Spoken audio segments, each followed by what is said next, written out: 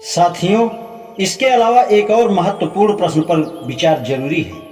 क्या सामान्य ब्राह्मण शूद्रों के निषेध के बारे में सोचते हैं?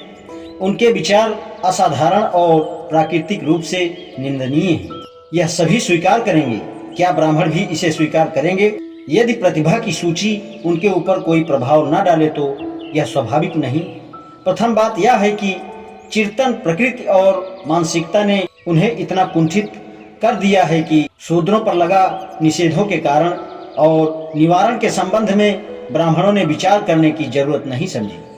दूसरी बात यह है कि उनमें से जो कुछ विचारवान हैं वे भी यह कहकर 10 बात को टाल देते हैं कि अन्य देशों में भी इसी प्रकार के प्रतिबंध मौजूद हैं, अतः कोई असामान्य या लज्जाजनक स्थिति नहीं है।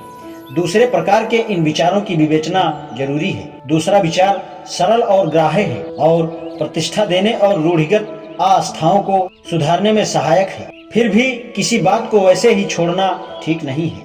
यह स्पष्ट करना जरूरी है कि ये प्रतिबंध विश्व भर में अद्वितीय है। ब्राह्मणवादी विधान की विश्व के किसी विधान से बराबरी करना असंभव है। इसकी रोमन विधान से ही तुलना करें।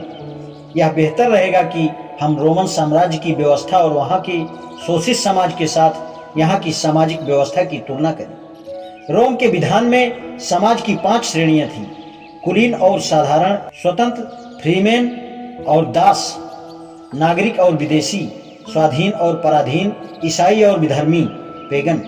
रोम के विधान के अनुसार कुलीन, स्वतंत्र, फ्रीमेन, नागरिक, स्वाधीन और ईसाई संपन्न वर्ग थे। इसके अलावा शोषित वर्ग में साधारण, दास, विदेशी, पराधीन और अधर्मी थे। रोमन के अनुसार स्वाधीन लोगों को नागरिक अधिकार के साथ ही राजनैतिक अधिकार भी प्राप्त थे।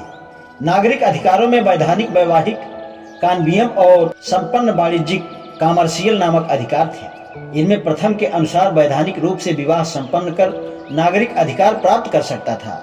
यह विशेष पैतृक अधिकार था जिसके अनुसार बिना वसीयत के पैतृक संपत्ति पर भी अधिकार हो जाता है, इसलिए इसकी अत्यंत जरूरत होती थी। विशिष्ट रोमन विधान के अनुसार संपदा या कॉमर्शियल के अनुसार किसी भी संपत्ति के क्रय विक्रय का अधिकार प्राप्त होता था। राजनैतिक अधिकार के अनुसार जनप्रतिनिधि चुनने के लिए वोट देने और किसी पद पर नियुक्ति प्राप्त करने का अधिकार मिलता था, जिन्हें रोमन साम्राज्य में जुस सफ्रागी तथा जुस अनोरम कहा जाता था।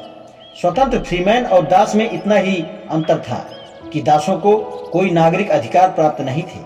उनके अधिकार उनके स्वामी की इच्छा पर निर्भर थे। विदेशियों का, जो पेरेग्राइन कहे जाते थे, किसी प्रकार का नागरिक या राजनैतिक अधिकार प्राप्त नहीं था और जब तक किसी नागरिक का संरक्षण मिलता तब तक उन्हें सुरक्षा का भी अधिकार नहीं था।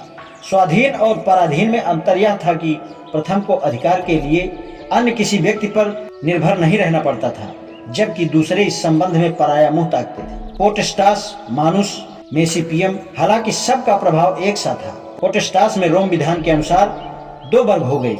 पोटेस्टास के अंतर्गत दास, बच्चे, पलिमानुस, अदालत द्वारा ऋणदाता को ऋण लेने वाला निश्चित करना, किराए पर लिए गए तलवारबाज आते थे।